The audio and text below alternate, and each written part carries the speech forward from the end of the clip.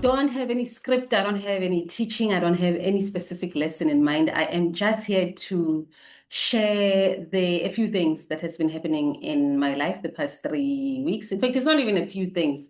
It's just one thing that, or two, two things that has kept me away from recording videos consistently. I think people who've started the YouTube channel with me, you have come to enjoy the fact that I have been quite consistent. If you think about how I started in April 2020, 2025, 22 April 2025, I have kept it very, very consistent and I've kept the momentum. And yes, December, it did slag a bit because December is December. And when I began in January, I had a challenge because the camera work was not so great and I had to buy a new camera, which you can see. I mean, it's looking quite nice and clear. Not the best of the best, but at least it's clear. So that was why I started a bit late in January.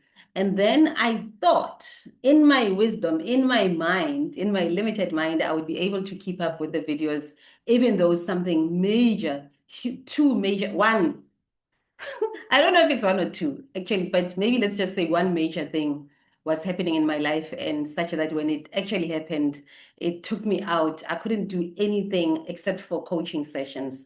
I was consistently coaching the people that were on my calendar, at least that I kept my end of the bargain, especially because most of them were new, getting into coaching with me for 2026. So that I had to keep, you can't be a new client and then I do a first session with you and the second session I'm telling you one giant story, even if it was valid. So what exactly is it? Why is it that I stayed away for the past 3 weeks without any new video? Well, firstly, the 1.5 is that January 2027, January 2027, January 2026, on the 27th, I turned 50 years old. And that age, yeah, it has done something to me psychologically, spiritually, which I will talk about sometime as I record these videos. I'm still processing. But the main thing that kept me away is that as if turning 50 was not enough, on the 3rd of February, I became a grandmother. At 50, I'm a grandmother to a 3-week-old baby boy. My grandson's name is Tanya. Full name is Tanya ya Morena. For English, it's the light of the Lord. And his second name is Amahle. Amahle, full name is Malanga Amahle, meaning beautiful days from this day forward. So my little baby son, grandson, was born on the 3rd of February to my daughter. The mother is my daughter Tsolofelo.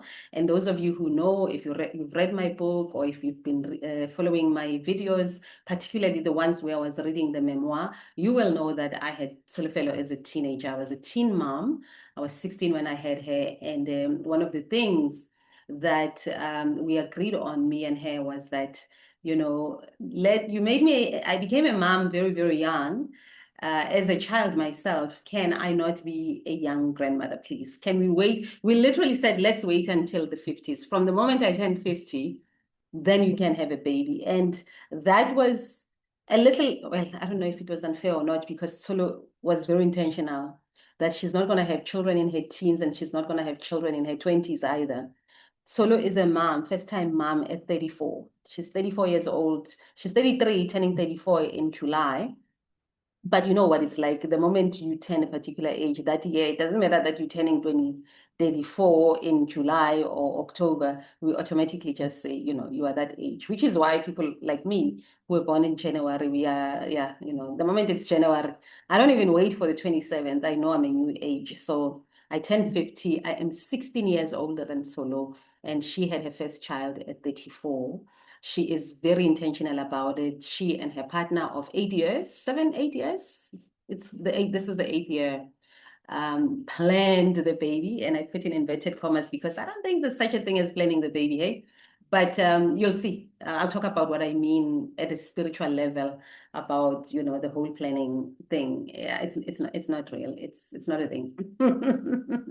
But they were intentional that they don't want to rush the baby thing. They want to be ready. And we all know when people say they want to be ready, they mean financially. And I think they are at a position where they can take care of their child. One of the things I feel blessed about is that, yeah, 50, depending who you talk to, depending who you ask, is considered a bit young to be a granny. But I know people who are 42, 45, 38, and they become grandmothers. So it's a series that I will be talking about as well, that I sort of started on Facebook in written form. So if you follow me on Facebook, just go on my timeline, my personal one, the Lebupule one, not the Lebupule's work.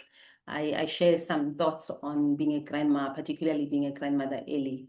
And one of the things that I'm saying, or some of the things that I said was, the fact that being a grandmother is one of those roles that society still doesn't know what to do with. We don't know what to do with grannies, particularly if we consider or if we think that you entered grannyhood young. There's something about when your child becomes a mother or becomes a father, we feel like it takes away from us. It takes away desirability, it puts you in the shadows. You now a go, which is true, yes, but people who are watching this video now, I am not your grandmothers. And I'm not saying this I'm rejecting the grandma role. I'm saying it as a matter of fact. I am not a grandmother to anyone who was not born this year. In fact, because I feel like I'm an elder. Anyone who was born from 2020 actually can call me grandma. No one older than that. You can call me ma, if you are in your 30s and 20s, because I have children who are in their, Suli's in her 30s. I have a son who's 27. Tebe is turning 28. Yo, Tebe is turning 28. Oh, wow. And Dow is turning 19. So I am a mother through and through, and I've been a mother for a very long time. So the mother, you can call me Mama. I have no qualms about that. You can call me Auntie Lebu. You can call me Auslebu. I have no qualms about that, but you can't call me Lebu. Wait for me, at least if Amashe turns 15 and I have a couple of other grandchildren, anyone can call me Gogo. Nkebele 65, Litlan Pizza Gogo. So, I wrote a post about that. That part of why a lot of women are rejecting the Gogo thing and there's shame around it, especially if you're a grandma young, is because people then will just start calling you Gogo. Ang khona ba bona, man. Man, let's stop doing that. We know, especially in African traditions and in African cultures, how much prefixes mean. Calling mama someone, memang, auntie mang, nkgono mang. Those are very heavy roles and very strong roles and very respected roles. And you don't just plug it on me because I said I have a grandson and I am 50. So I'm a grandma, but not yours, huh? So I wanted to announce that. So that's part one. Part two is that the reason I couldn't come and do videos is that I decided that I'm going to bear Wanaka Sitswetsi, something that technically it happened to me by default. When I had Sule, I was 16, so I was at home. And I come from a home where there was always people. There was always Mamngan Mang, Rahadi Mang, who stays with us, especially from my mother's side. Let me be fair and say mostly from my mother's side. So there'll be Mamngan Smangele, Mamngan Neli, Mamngan Kosi, Gogo herself, my mother's mother. There was always someone living with us. And at the time that I had Solo, Mamngan Smangele stayed with us. So I gave birth, went back to school, Hadikolo Dibulu, because you'll recall, I feel like after 2020, the calendar changed, the school calendar changed a bit, but for years and years, the 12th of July would be during school holidays. You can go back to the calendar. So I was in matric at 16. I was pregnant with Solo. I gave birth to Solo during school holidays on the 12th of July. And I think we had 2 more weeks of school holidays before Dibula. I do remember that I stayed 1 week. So schools are closed. I'm giving birth. Week one, still schools are closed. I'm breastfeeding. I'm doing the things. I'm being in a way because I was being taken care of. I remember also one of my mom's friends, Tutube, one of my mom's friend's daughter, who also had a child earlier, came to help me along. I'm based with, she would make such beautiful teas. I actually can't believe I never wrote about this. It's literally coming to mind as I'm recording this video. So Tutupe was there. She passed away. May her soul continue to rest in peace. Tutupe was there to show me the ropes. She would make me these delicious teas, like this beautiful milky sweet tea, and they would cook for me. And all I just did was sit, breastfeed, sleep. The baby would be sleeping when they would change the baby for me. They would just literally hand me solo to breastfeed her that first 2 weeks. And the first 3 weeks, really, because I took another week. I don't remember who advised me to just take another week. You'll go when the child sort of at least turns a month old, you'll go back to school. And then I went back to school and I passed my matric. And so I wanted to do the same for Tolu. I wanted to be the doula, the message and do the things. And boy, did I enjoy that. I'm back. I mean, I came back this week because I have a ton of work, not just the YouTube videos. In as much as I do coaching sessions, there's a lot of background after coaching work that I do. For example, I re-listen to what the client had said. I listen to the recording so that I can I can create their homework, the things to think about, the thing that I call coaching notes. I reflect back on the session and then I write a PDF with, what came up, highlighting certain things that maybe the client didn't quite see. I also do a voice note so that, if you can't read the PDF immediately, you can listen to my feedback or voice. There's a lot you do after coaching session. That's why it's not therapy where you come and you talk and talk and talk, and then I'll see you next week or I'll see you in 2 weeks. I always give my clients a lot of work between sessions, and they also have liberty. I give them a chance to contact me via WhatsApp. I'm available for my clients for support via WhatsApp between sessions so that it feels like ongoing support. It's not, yeah, I'm here, we're talking. So it feels continuous. So I found that I could not do that. I would do the session, but I couldn't do that. And I was lagging behind with their homework. And I'm like, you know what? It's 3 weeks later, the baby's 3 weeks old. Let me go back home. Let me recalibrate because when I left on the 30th of January, I was not a grandma. I was Lady Pule and I was going to my daughter solo. I return as a grandmother and my daughter is a mother. So something has shifted. I need to come home. I need to make it sink in, make it make sense, process it. And then I felt like, okay, maybe I can also do a bit of work, including sharing this video with you. So I don't want to make it too long because really it's just an announcement of where have I been? Why have I dropped the ball? In case you're thinking, yeah, Vele YouTube is so people start with oomph and then they die along the way. I have no plans of dying along the way. I love the medium. I love how I can distill my teachings in this platform. I love that there's already people, and thank you guys, there's already people who have found me on the channel who are booking sessions, who are interested in the vault, the stretch vault, which I sort of spoke about last time, but maybe let me reiterate. Between the period of 2017 and 2025, I was actively teaching long form teachings. You see this video that you're watching, it would have been a teaching on specific subjects. I would be teaching, and you can see them on the screen now. I taught extensively about universal laws. I taught extensively on archetypes, especially survival archetypes. What is a survival archetype? Being a victim is a survival archetype. A lot of people survive by being victims. And if you don't believe me, just look around the world. Look around South Africa. Don't even go far. Look at South Africa and think of the victim mentality, the victimhood. It's rife. That's how people survive. And I teach on how it came about. Why is it that we love to be victims? And how do you overcome the victim archetype? I teach extensively about that. The sabotage, self-sabotage is a victim archetype. Child is a victim. It's a survival archetype. The sabotage is a survival archetype. The prostitute is a survival archetype, which is something I will share some other time. So those teachings, I will bring them here. But if you want the deep dive, I would suggest that you subscribe to the Stretch Vault on Patreon.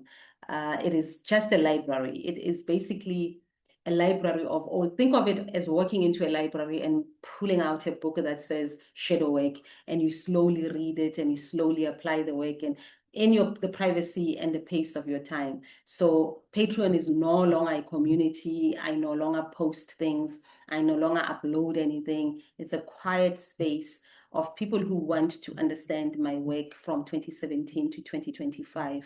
I've recorded just over 300 pieces of audio and of video and audio, which I think will be very, very helpful on your journey to understanding what true healing is. Because, one thing that has become very, very clear for me is that a lot of us like to talk about healing. We know the healing language. We know how to perform healing. But we don't actually heal it. We don't know what it means to heal, because healing requires a lot of body work. Healing is not understanding what your problems are. Healing is not understanding your toxic traits. Healing is not understanding your childhood issues and how you grew up. That's just understanding. That's insight. That's awareness. That is step one. Step two is understanding how those find expression in your life. How does your background of poverty, of abandonment, of neglect find expression in your everyday life? How does it find expression in your relationships? How does it find expression in your work? How does it find expression in your socially? How does it find expression in your body? How do you move in the world? That's number two. Number three, then, how do I still like this? Is it harming me? Is it serving me? If no, how do I then begin to heal it? And that's where the psychospirituality coaching comes in, because psychospirituality includes the body, so the somatic stuff, which is why we always say healing happens in the body. Healing happens in the body. So a lot of people keep talking about, hey, healing, I healed.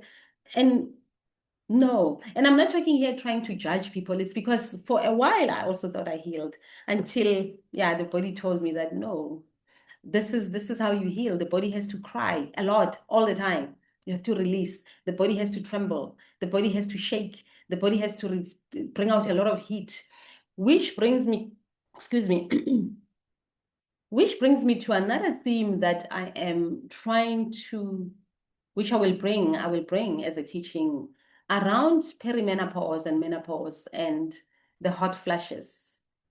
I wonder if the hot flashes are the body releasing a lot of heat because the body is recalibrating and trying to heal. I wonder if the hot flashes are not a problem, but they're actually something the body is doing to help us heal, especially as we enter this matured age, of our 50s and 60s and so on, of which ke tsela ya rona kaofela. So I wonder, I'm going to be doing my own research and my own reading and see if I can tackle that topic and see if there's some semblance of truth in what I'm saying. And if there's no truth, then, I'm not going to bring it to you. So yeah, I don't know why I went on to a tangent around healing. This is the beauty or the curse of not having notes, of just taking a mic and a camera and start talking. But I'm not sure how that thread, I got onto that thread. However, I got to that thread. I want to say that please join the vault, the stretch vault. The link is on the page itself, or it's because I don't have enough followers or enough subscribers here on YouTube. So YouTube does not allow me to put links. So hint, hint, nudge, nudge. If you are here and you've seen a few videos and you still haven't subscribed, please do subscribe. And don't unsubscribe also, guys. Some people are unsubscribing. Don't unsubscribe just because I'm not coming through or some of the things are hard. Just stay or just ignore me, but don't unsubscribe. Help me, help me have subscribers. But yeah, that's why I've been away, guys. I have been which, yes, I will come back and tell you about the experience. There's just no time now. And I'll tell you about the value of it, from now me doing it to my daughter and linking it to when it happened to me. But one thing for sure is that how usually we eliminate a lot of postpartum issues.